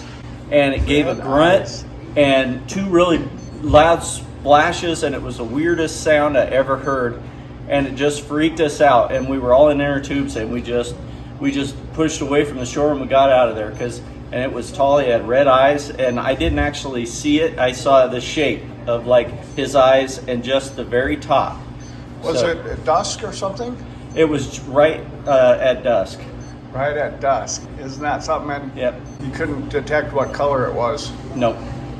But you saw those red eyes. That's red one of eyes, the and it first was times tall. It was really tall, and it was 2 stomps. It wasn't like it was an elk or anything. It was like it was tall. 2 big stomps. And it was the weirdest grunt I had ever heard. Was it really low and guttural? Yeah. Well, it was just weird. I just never. It was very powerful though. It was like a, like that. You could tell it came from a big cavernous body. Oh yeah, and it freaked us out because we were just floating down the Willamette. Thanks for your story. We appreciate it. Cool. Well, Dave, I was on a overnight canoe trip like you were, and that's where I had my experience, where we were camping on one of those remote islands, and we heard really ginormous, huge splashes. We were freaked out already because we were both certain something was watching us, and then there was 2 big splashes, and that's what they do to scare people off. Oh yeah, it was definitely. The sun was just going down, and you could have that red hue in the background, kinda. Yeah. And it scared the heck out of me. I thought it was like, I knew it was something big, and I saw 2 red eyes, and it was tall. Well, Dave with the red eye Bigfoot sighting came by again this morning, and I asked him something that was making me curious, because I'd never had a red eye Bigfoot report. And I asked, did the red emanate from within the eyeball, or was it somehow a reflection from the red sunset? And he said, no, absolutely. It was definitely coming from within. Oh yeah. Well, I was just curious about that because this is my 34th interview, and I'd never had one that said he had red eyes, but that would really be creepy. I have the burn scar above Boise. All right, folks, here's Jonathan McElrath, and he saw Bigfoot. Whistled at him. Let's get the story, Jonathan. Well, it was about 12:30 at night, and the kids and my wife were up camping just above Boise. And there was a burn scar on the other side, and I was just whistling, and the damn thing repeated what I whistled. And then we saw it, and before I could even turn around, the kids were in the car with the door locked. The what? The kids were in the car with the door locked. They ran to the car and locked the door. Yeah. You were outside? Yes. Did you have to get them to unlock the door? I was pissed, yeah. You were pissed? But it was almond colored. Almond colored? Wow, and how large did it appear? About 12 feet or so or more. 12 feet? It was big because it went up over the hill really quick, and it wasn't running. Isn't that something? There's a famous show about the Bigfoot in Idaho. I think they call it Moscow Mountain. This isn't nothing to do with Moscow Mountain. This is around north of Boise. About how far? I would say 28 miles. 28, 30 miles. Pretty rugged country? Yep. Yes, it is up there. Yeah. But it walked through the burn scar, and there was a full moon right behind it. It was like, wow. Wow. So you could see it silhouetted Yes. by the... Did you happen to go look for tracks the next day or anything? We got so damn scared, we got in the car and left our camping equipment and went home. You left the camping equipment and took off? Yeah. That's it was crazy. I don't do things like that. Yeah. It was pretty impressive. Because it scared the daylights out of you. Well, the kids, they seen it first and it was like, and it whistled back the same thing. But anyway, This is like 1987.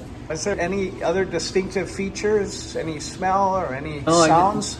Nope. All it did was whistle the same thing I whistled. You're the second person that told me that Bigfoot whistled and that he mimicked what was brought to him. You can remember pretty much a lot of things, yes. And they picked up one that got in the fire. The firefighters found it, and the government took it. I don't think they're human myself. What do you think? What's your opinion? They're alien. They're interdimensional beings, is what they are. They're interdimensional. Bigfoot can disappear in a flash. You shoot at it and gone. I had that told to me on more than one occasion, and I kind of dismissed it as tall tales. But then last year, the person who told me that also had tremendous pictures of the Bigfoot that she took and that she also claimed was interdimensional. If you want to see the pictures, they're at about 60% of the way through Incredible Bigfoot 3.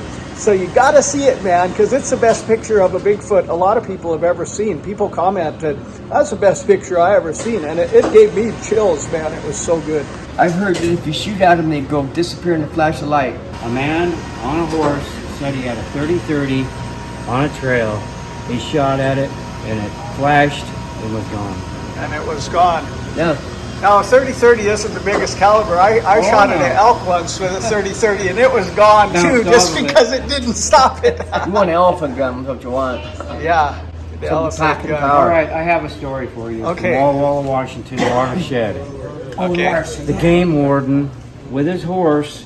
No one else allowed in there. No trash is to be taken in there. Correct? It's for the At watershed for Walla Walla Walla, Washington. That's what by the gorge there? Yeah. No, not by the gorge. This is like 30 miles away from the gorge. Oh, okay. Okay. Game warden saw it, heard it. He come out of there scared. Yeah. They fired him. They fired this guy. They fired him. He went and got evidence of it going downhill off of a road that he was driving on that went right into the watershed. Wow, and how and did then you they had hear to this rehire story? him back because he had footage of it. And how did you hear this story? Good friends of mine from Oregon knew the game warden. The good friends knew the game warden? Yes. Yeah, it was all over the news because the footprints were, and they were sunk into the ground, not mud. I mean, they were deep. I go down to Walla Walla to get cherries and stuff. We had a farm, we had a store. Huh. Nice. Yakima, yeah. My dad had a grocery store. He did. Yes. Boise, Idaho. Living right in the middle of Boise, Idaho. My wife, we have this big balloon pool, you know, the ones that they fill with water. And she heard this big splash one night. She said it went whoosh right out onto the pavement, because that's where we had it. So the water went out and the Bigfoot print was there. Yeah, right. What do you reckon he was doing? Looking for food to eat. Well, you know, if they can get around without being seen, and I have this neighbor in front of me say, thought I was crazy. You're not going to see him, dude. My kids went out the next day. There was a big footprint on the pool and hair. Okay, we had this, somebody thought raccoons did this to our eave of our house, but how are raccoons going to get on our house, go underneath the eave, and rip the whole thing down where there's bird nests for eggs? And there was a print. In Boise? Yes, there was a print this big. In your backyard? No, it was in the front yard in the moss. I couldn't get a picture of it. It was just. That is something else. I had the hair for a long time. I was going to send it to that professor in Idaho. You had the hair, and I you're had going the hair. to send it to Jeff Meldrum there But I at the didn't. Sasquatch Research. Guy in Pocatello, Idaho, yes. But you don't have the hair anymore? No. What I happened moved, to it? I lost it. You lost the I hair. had to move. The guy had the only living remain of Bigfoot, and he lost it. Could be. Thank you, guys. I You really bet. appreciate it. Tell me what you saw, where you stayed at Catherine Albertson's Park. What you heard. It sounded like Cougars, a woman screaming bears. and a monkey and a wolf at the same time. And All wood at the knocks. same time. And wood knocks. All of these things This is are all very right in the middle of common. Boise, Idaho. It is. Right in Boise. I've been to Catherine Boise. Albertson's. I'm a big fan of the Boise football team. So. Catherine Yeah, me Albertson's. too. You want my name first, Millett? Oh, sure. Name's Raymond Gately, formerly of Ormond Beach, Florida. Tomoka State Park back in 1978 time frame. Myself and my friend Randy, with our girlfriends, were out there. We had gone crabbing. We were coming out and we smelled this horrendous smell, which is the smell of the skunk ape. And I turned around and you get tremendously scared when that thing's around and you just want to run. And Randy and his girlfriend ran off. I grabbed from my .357 Magnum and started to aim at it where it was in the woods. And she grabbed my arm and said, "No, don't do that." So we went back to the car. We were back there guzzling beers down, trying to calm down. And we drove off. And so many sightings happened back in the 70s that if you look on your Google, you'll see you can't get in there anymore. That was the best crab in Volusia County, Florida. You can't get in there anymore because of the people citing the skunk ape, Bigfoot in Florida. Many times when I come across what I feel is a genuine sighting, I Google the area and come across similar sightings in the same time frame. In this Ormond Beach sighting, the gentleman was being taken by a realtor, and just before 2 in the afternoon, they saw a skunk ape walk across the road. It was on all fours, and then it became erect.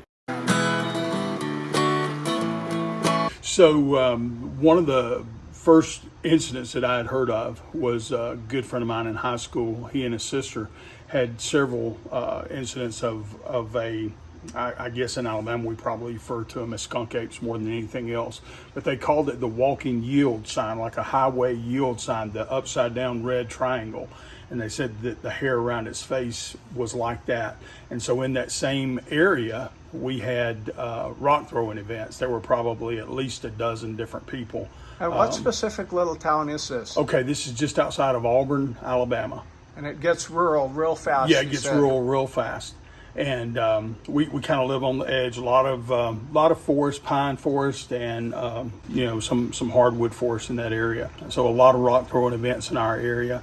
Was anybody hurt or? No. Nobody would ever get hit by a rock. Yeah. You could be walking down the street and a rock would come out of the woods and like land on the road beside you. We never could. It was rocks coming out of the woods most of the times, and we'd never see anything. So how big was the yield sign? Well, they said skunk that. ape? Okay, so when they said that it would like stand behind the rabbit pen, it was probably 7 foot. Interesting. Yeah. So and that's how they described it. It was kind of like looking up at the sign on the side of the highway. Interesting. Yeah. Well, that's pretty cool, Billy, because I've interviewed 28 people now that have actually had an eyewitness Bigfoot experience. And in many of those situations, there was rock throwing. And I originally became interested because of a rock throwing incident in my life that happened in a canoe trip in a very remote island. I couldn't figure out anything other than a Bigfoot that could have created this ginormous splash of the rock. Yeah. Please subscribe to these adventure-filled videos so that you don't miss any. Turn on the notifications and share these with your friends. Well, this is Debbie Paul, and she saw Bigfoot out around Post Creek on the Flathead Reservation. He was eating apples off of an apple tree.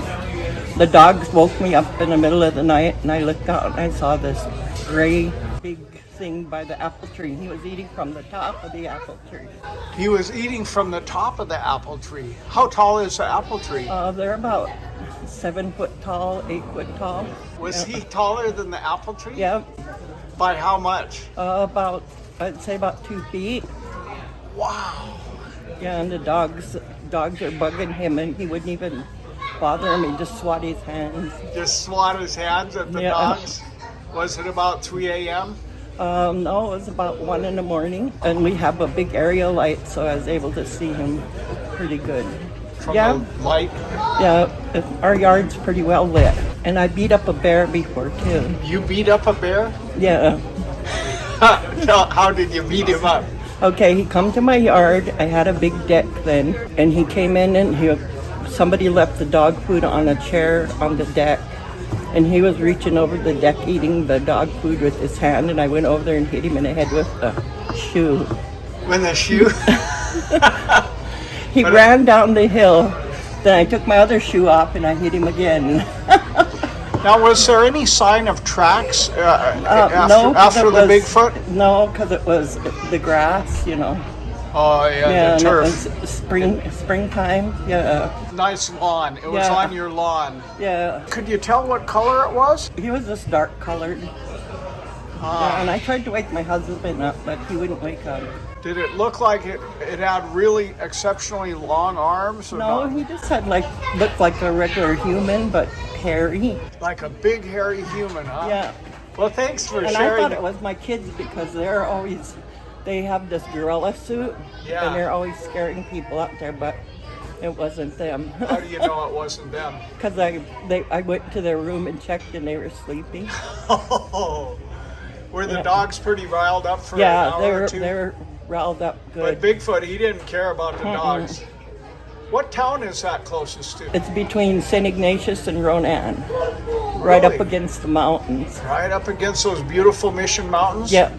That's a beautiful area, one of the most beautiful areas of Montana. Yeah. Well, thank you for your sharing this story. And then she said, what is it, your daughter-in-law? No, her great niece. And then she said her great niece, just a couple blocks away, woke up and she felt kind of frozen and paralyzed in her sleep almost. Was it because of fear? I don't know. She just said that she felt like that something was looking at her and she couldn't move. And then she looked and it was Bigfoot looking in.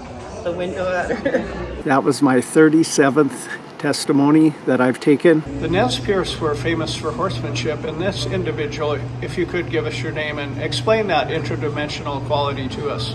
So my name is Tauta Berju, and in like most native cultures, we are taught oral history by stories passed down generation after generation. In the Asteahe, Sakatpanim Sao, Bigfoot lives in both worlds, as we talk about. That's why they'll never catch one, never have one, and it disappears like that, because he lives in both worlds. He has that power, that medicine. Oh, the name.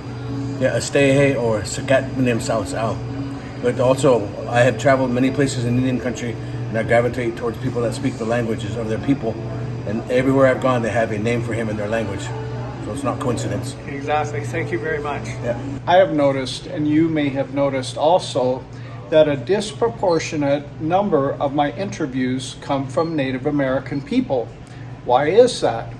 Number one, it's culturally accepted and venerated in their culture. For instance, I had a Caucasian mother and daughter that saw one in Utah up on a ski resort area, and they said, we looked at each other and said, as long as we live, no matter what, never tell anybody. They'll think we're crazy. She was married to a law enforcement officer. I had a Caucasian gal come into my business, and she was kind of freaking out because she said, I don't believe in Sasquatch, but I just saw one up in Glacier Park when it first opened after COVID. So that's the first reason. They think you're cool if you saw one as a Native person. They think you're crazy if you saw one as a Caucasian. The second reason is the Native American reservations tend to be in areas that are a little more secluded and less peopled, and the Bigfoot like to stay away from the crowds. And number three, because some of the highest Sasquatch concentration of population is on or near the Blackfeet Reservation, and my store is 60 miles away, so I tend to get testimony from that region. And then you had a situation where the Bigfoot kicked your dog, huh? Yeah, it was like about 3 in the morning, 3 or 4 in the morning. Yeah. And we heard something running, and here it just kicked our dog and kept going. Could you see it? No, we couldn't see it because we had the curtains closed. Oh, but you heard a running, a plot, Yeah, plot, a and big then a old- kick and the dog whining. Yeah, and it wasn't on 4, it was on 2. How do you know? Because the way it was thumping.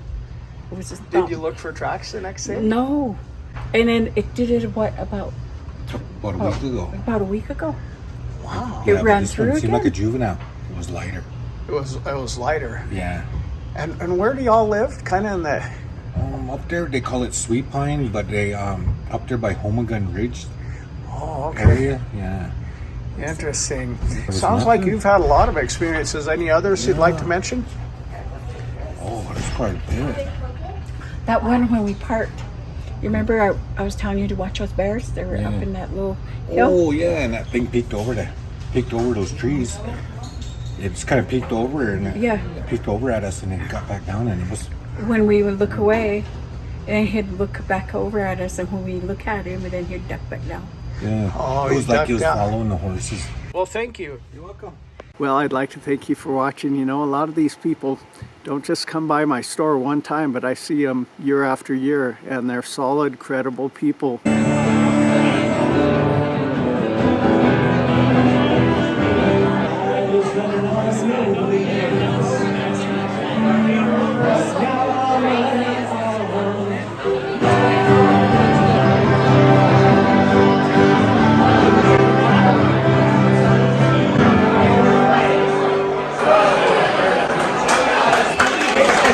Thanks for watching, everybody. Rock on, Bigfoot lives.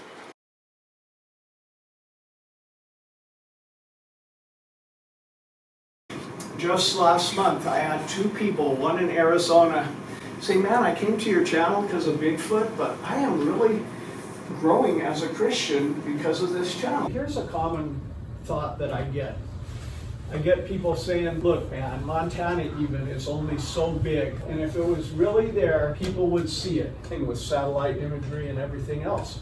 Well, I have 2 things to say to that. There was actually a mama bear and her 2 cubs that was residing on my 1.2 acre plot on the river in Hungry Horse. The bear was almost living on my property. I'd see its tracks in the snow every morning. The stuff that I gave it was gone.